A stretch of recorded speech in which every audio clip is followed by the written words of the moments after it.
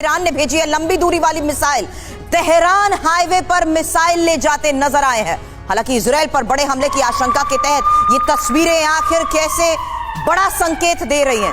Tehran highway पर missile ले जाते हुए नजर आई है। ये इस वक्त की एक और सबसे बड़ी खबर है, जहां ईरान ने लंबी दूरी वाली ये मिसाइल भेजी है। अब मिसाइल से इजराइल पर क्या हो सकता है हमला, ये एक सबसे बड़ा सवाल है। और आपको इस बीच बता दूं, हमें इस वक्त प्रोफेसर अमिताभ सिंह भी ज्वाइन कर चुके हैं और centre for Russian and central Asian studies foreign expert, विदेश मामलों के ये जानकार हैं। इसलिए सबसे पहले मैं आपसे यहां पर अमिताभ सर जानना चाहती हूं, इस फ्रंट के बीच ये तस्वीरें क्या संकेत दे रही हैं? ईरान की तैयारी का आखिर मतलब क्या है? देखिए, ईरान और इजराइल की लड़ाई कोई नई नहीं है। इनकी दुश्मनी और जिस तरह से इवेंट्स अनफोल्ड हो रहे हैं, पूरा अरब वर्ल्ड और इंक्लूडिंग ईरान अब इनके अगेंस्ट हो गया है। लेकिन ये सब अभी टेंटेटिव है। टेंटेटिव इस पे है कि हमास के खिलाफ जो इजराइल का भूमि संघर्ष होगा वो कैसा होगा।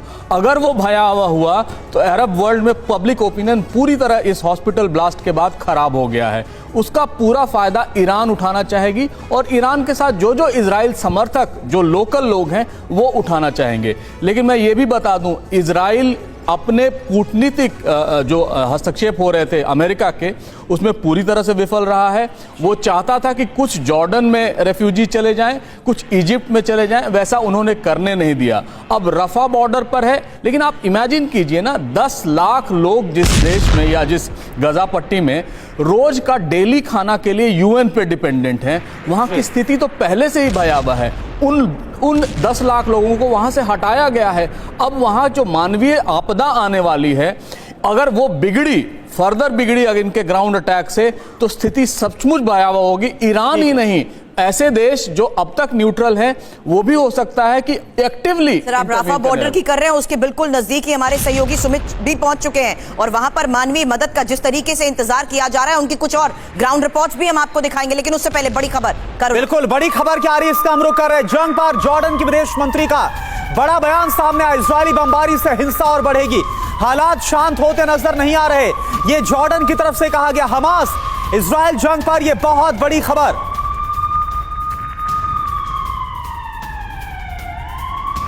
तो जॉर्डन की तरफ से साफ कहा गया, यानी कि जो संकेत अगर थे, अगर कहीं कोई उम्मीद थी किसी सुलह की, कोई शांति की, तो ये साफ इस बात से डिनाई कर दिया गया जॉर्डन के विदेश मंत्री की तरफ से।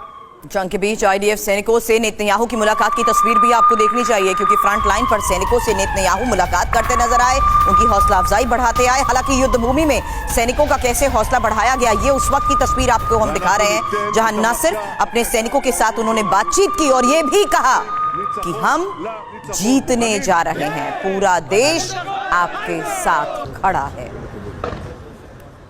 और देखिए, एक और बड़ी खबर, इजराइल के रक्षा मंत्री गैलेंट की तरफ से हिजबुल्लाह को वार्न किया गया कड़े शब्दों में। हिजबुल्लाह कुछ भी करने से पहले गाजा को देखे। गैलेंट ने आईडीएफ के ऑपरेशन की भी जानकारी दी है। गाजा में हमास के खिलाफ ऑपरेशन की जानकारी दी है। जल्द गाजा के अंदर होंगे इजरायली सैनिक, यानी ग्राउंड ऑपरेशन बहुत जल्दी शुरू हो जाएगा। ग्राउंड ऑपरेशंस की हम बात कर रहे हैं, क्योंकि किसी भी वक्त ये ऑपरेशंस शुरू हो सकते हैं। आईडीएफ को गाजा में ऑपरेशन की मंजूरी मिली है। कमांडिंग ऑफिसर एमजी यारोन ने आईडीएफ की तैयारी का जायजा लिया है। युद्ध क्षेत्र में कमांडिंग ऑफिसर्स ने जिस तरीके से रणनीति बनाई है, उसको लेकर तमाम बड़ी खबरें आपको TV9 भारतवर्ष दिखा रहा है। और हमास पर बड़े हमले की विध्वंसक तैयारी की ये तस्वीरें देखिए, क्योंकि अब युद्ध क्षेत्र में कमांडिंग ऑफिसर यारोन ने आईडीएफ की तैयारी का जायजा भी लिया है। और देखिए, एक और बड़ी खबर, हमास ने आईडीएफ यानी कि इजरायली डिफेंस फोर्स को धमकी देते हुए एक और नया वीडियो जारी किया। हमास का अल कुद्स ब्रिगेड आईडीएफ पर हमले के लिए तैयार है। इजराइल के ग्राउंड ऑपरेशन को कड़ी चुनौती दी गई है। इजरायली रक्षा मंत्री के बयान के बाद हमास ने वीडियो को जारी किया गया, तो लगातार वार्निंग तो दी जा रही, लेकिन लगातार कई गुट है, कई देश हैं जो कि समर्थन करते हुए नजर आ रहे हैं हमास का, और कई फ्रंट से हमला भी बोला जा रहा है। ब्रिगेडियर शर्देंदु सर, मेरा सवाल दरअसल आपसे इसी पर है कि इजराइल को कई जगह से वार्निंग दी जा रही है, कई कंट्रीज इसमें शामिल हो रही है, और दूसरी तरफ अमेरिका के बेस पर हमला करके उसको भी इंगेज करने की कोशिश। आखिर ये सब किस रणनीति के तहत आगे बढ़ रहा है, क्या आपको लग रहा है? देखिए, ये पूरी तरीके से इजराइल को घेरने की कोशिश है और जिस आतंकवादी संगठन है आज की डेट में एक लैंग्वेज बोल रहे हैं, एक भाषा का इस्तेमाल कर रहे हैं। देखिए, एक वीडियो जारी किया गया जिसमें कि 3 pronged अटैक की बात की गई है ऑन इजराइल पे। नॉर्थ में देखिए हिजबुल्लाह करेगा, ईस्ट से इराक और यमन के लड़ाके करेंगे और साउथ से हमास के लड़ाके। इस तरीके का एक वीडियो 3 pronged अटैक किया गया और एक तरफ से मेडिटेरियन सी है तो वो फ्लैंक इजराइल का सिक्योर होता हुआ दिख रहा है। तो अगर इस तरीके की व्यू रचना की गई और इस तरीके के लड़ाके जो टेररिस्ट हैं जिनका मकसद ही है एक टेरर फैलाना और नृशंस हत्या करना, अगर अपने अंजाम में सफल होते हैं तो इजराइल के लिए मुश्किल होगा। लेकिन इजराइल के साथ पूरा वेस्ट खड़ा है, उसने अपनी तैयारी कर रखी है। इसी वजह से देखिए इजराइल क्यों नहीं ग्राउंड अटैक के लिए जा रहा है। पहले तो एक वहां मैन्यूवर स्पेस नहीं, बहुत डेंसिटी ऑफ पॉपुलेशन है। दूसरा इशू है बंधक वहां है और तीसरा जो है वो ग्राउंड रिएक्शन, अगर ग्राउंड ऑपरेशन के लिए जाता है तो इस तरीके के वायलेंट रिएक्शन होने की संभावना है जिससे कि। और सर एक और बड़ी खबर आ रही है, इसका रुख करें, लेकिन एक और पॉइंट ऐड कर दूंगा जो आपने बात बोली कि यहां पर जो सुरंगों का जाल फैला हुआ है, बड़ी संख्या में सुरंगें, और यही सबसे बड़ी ताकत है हमास की। एक और बड़ी खबर सुरभि, बिल्कुल, गाजा पट्टी में चर्च पर भीषण बमबारी की तस्वीर देखिए, जहां हॉस्पिटल के बाद अब चर्च पर बमबारी हुई है। 2000 साल पुराने चर्च पर कैसे वार हुआ। इजराइल पर हवाई हमले का आरोप और दुनिया का ये तीसरा सबसे पुराना चर्च इस हमले में हुआ तबाह। अब इजराइल और हमास की जंग में स्कूल, हॉस्पिटल, उसकी हमले की तस्वीर अभी तक हमने आपको दिखाई थी। अब चर्च पर हमले की ये तस्वीर देखिए और इन 3 तस्वीरों को देखकर जरा समझिए किस तरीके से हालात और ज्यादा बिगड़ गए हैं।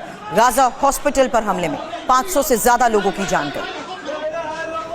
हॉस्पिटल पर हमले की यह तस्वीर और चर्च पर निशाना। घोष सर, इसी बारे में हम बात तो कर रहे थे कि आखिर अब सिविलियंस को जिस तरीके से टारगेट किया जा रहा है, ये सब कुछ अभी जैसे अमिताभ सर ने कहा कि युद्ध का ऐलान किया जा रहा है, तस्वीरें भी सामने जारी कर रणनीति बताई जा रही है, ये सब कुछ टेंटेटिव जरूर है लेकिन अनयूजुअल है सर। और इस बीच आम लोग अब जिस तरीके से टारगेट पर आ चुके हैं घोष सर, क्या अभी तक सिर्फ टाइम बाय करने की कोशिश की जा रही थी इतने दिनों में? क्या इन सिविलियंस की तब तक कोई सुध नहीं ली गई, सिर्फ सैन्य तैयारी पर फोकस रहा? देखिए, हाँ, ये एकदम सच है कि बहुत आम नागरिक मारे जा रहे हैं, कोलैटरल डैमेज जिसे कहा जा रहा है। मैं और एक बात पर ध्यान देना चाहता हूं। आप देख रहे हैं कि बार बार नेतन्याहू ये ग्राउंड फोर्सेस के पास आकर उनका मनोबल बढ़ा रहे हैं। पिछले 5 दिनों से ग्राउंड फोर्सेस का अटैक नहीं हुआ है। आप लोग रोज कह रहे हैं कि अब अटैक होगा, आज शाम को अटैक होगा, सुबह अटैक होगा, अभी तक नहीं हुआ। इसका रीजन यही है कि जब बाइडेन साहब आए थे तब उन्होंने कहा था नेतन्याहू से कि देखिए अभी आप ग्राउंड अटैक मत कीजिए, क्योंकि अगर आप करें तो सिविलियन और कैजुअलिटीज होंगी। आपने देखा क्या हुआ एक हॉस्पिटल के टूट जाने पर। आधे मुस्लिम जो नेशंस हैं वो सब पैलेस्टीनियन कॉज के लिए आ गए हैं, और अगर ग्राउंड अटैक होगा तो और नागरिक मारे जाएंगे और फिर सुरंगें भी हैं उसमें IDF के और लोग मारे जाएंगे। यानी कि एक भीषण यही वजह है कि काफी कुछ फूक कर जो कदम है वो इजराइल की तरफ से भी रखा जा रहा है।